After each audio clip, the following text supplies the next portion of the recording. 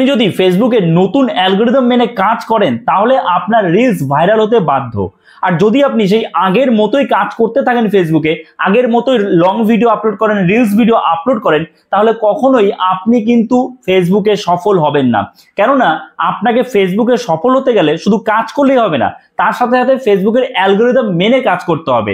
আর এই অ্যালগরিদমের মধ্যে বিভিন্ন সময়ে বিভিন্ন চেঞ্জেস ফেসবুক আনে এবং সেই চেঞ্জেস সম্পর্কে ফেসবুক কিন্তু ক্রিয়েটরদের জানিয়ে দেয় তাদের সেই অফিসিয়াল পেজে আপডেটের মাধ্যমে। তো চলুন আজকের এই ভিডিওতে ফেসবুক কিন্তু তিনটে সূত্রের কথা বলেছে যে নতুন যে অ্যালগরিদম ফেসবুকের, সেই অ্যালগরিদম অনুযায়ী যদি আপনি আপনার রিলস ভিডিও ভাইরাল করতে চান তাহলে এই তিনটে সূত্র আপনাকে মেনে কাজ করতে হবে।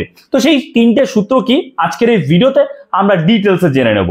দেখুন অন স্ক্রিন আপনারা দেখতে পাচ্ছেন, সাইডে আমি স্ক্রিন শেয়ার করছি।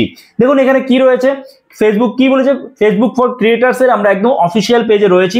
কি বলেছে, tap in creators, here are three things you can do to help your reel reach more people.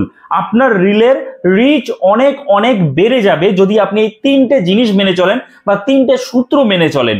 কি কি সূত্র দেখুন কি বলেছে, add your reel to a playlist. আপনি যে রিলটা আপলোড করছেন সেটা একটা প্লে লিস্টের মধ্যে অ্যাড করুন, অর্থাৎ আপনাকে এখানে প্লে লিস্ট বানাতে বলছে। এইটা ম্যাক্সিমাম ক্রিয়েটর করে না।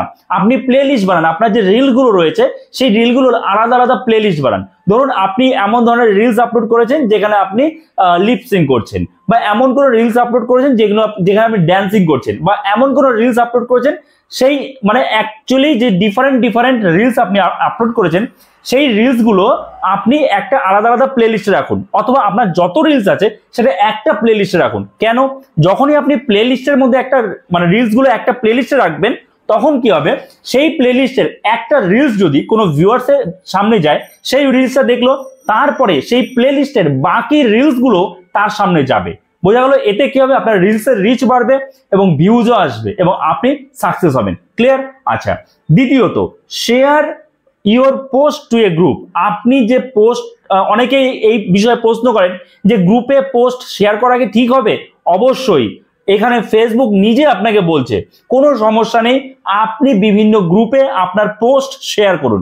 তবে হ্যাঁ, এই ক্ষেত্রে আমি একটা কথা বলি যে গ্রুপে পোস্ট করলে কিন্তু আপনার সেই পোস্টের রিচ কমে যেতে পারে। কিন্তু কখন কমতে পারে, ধরুন আপনি একটা ফানি ভিডিও বানিয়েছেন, সেই ফানি ভিডিওটা বা সেই ফানি পোস্টটা আপনি শেয়ার করছেন কোন গ্রুপে, একটা এডুকেশনাল গ্রুপে, তো কাজেই সেখানে তারা দেখবে না ঠিক মতো, সেটা রিচ কমে যাবে এটা।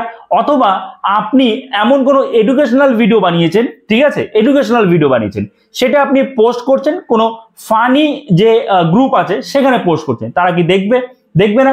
তাহলে আপনাকে গ্রুপে পোস্ট করতে হবে ঠিকই, কোন গ্রুপে, যে ক্যাটাগরির আপনার ভিডিও সেই ক্যাটাগরির গ্রুপে আপনাকে পোস্ট করতে হবে। তাহলে সেই গ্রুপের যারা মেম্বার আছে তারা আপনার ভিডিও সম্পূর্ণ ওয়াচ করবে বা অডিয়েন্স রিটেনশন বেশি আসবে। আর অডিয়েন্স রিটেনশন বেশি আসে মানেই আপনার সেই ভিডিও বা আপনার সেই রিলসের কিন্তু রিচ বেড়ে যাবে। ক্লিয়ার? আচ্ছা, 3 নম্বর যেটা বলেছে, share your reel to your story. হ্যাঁ, আপনি আপনার যে রিলস আছে সেটা আপনার স্টোরিতে দিন, অবশ্যই দিন, তাহলে কিন্তু আপনার রিচ বাড়বে। এবার হ্যাঁ, আমি এখানেও একটা কথা বলতে চাই যে যদি আপনি দিনের মধ্যে 5টা 6টা করে স্টোরি শেয়ার করেন তাহলে কিন্তু সমস্যা। আপনি একটা বা দুটো স্টোরি শেয়ার করুন, কিংবা আপনি যে রিলসটা আপলোড করছেন সেটা শেয়ার টু স্টোরি করে দিলেন, ঠিক আছে, তো স্টোরিতে তো শেয়ার হলো, আপনার একটা রিলস শেয়ার হলো, আর আরেকটা আপনি স্টোরি দেবেন। কিন্তু অনেকে কি করে, ফেসবুকে 4টে 5টা 6টা করে স্টোরি দেয় একজনে, সেটা একদমই ঠিক না। আপনি নিজে দিয়ে দেখবেন যে আপনার প্রথম যে স্টোরিটা রয়েছে সেই স্টোরিতে কত ভিউজ আসছে, কত মানুষে দেখছে, এবং লাস্টের যে স্টোরিটা রয়েছে সেটাতে কিন্তু অনেক কম মানুষ দেখবে। তো কাজেই আপনি একদিনে 4-5টা স্টোরি না দিয়ে আপনি 2 দিনে বা 3 দিনে সেই স্টোরিগুলো দিন, তাহলে ভিউজটা বেশি আসবে, আর ভিউজ আসা মানে রিচও বাড়বে। ক্লিয়ার? আশা করি বুঝতে পেরেছেন। তো এই তিনটে নতুন যে সূত্র ফেসবুক বলে দিয়েছে তাদের অফিসিয়াল পেজে, এই সূত্র সম্পর্কে আপনাকে জানতে হবে এবং এইগুলো আপনাকে অ্যাপ্লাই করতে হবে, শুধু জানলে হবে না।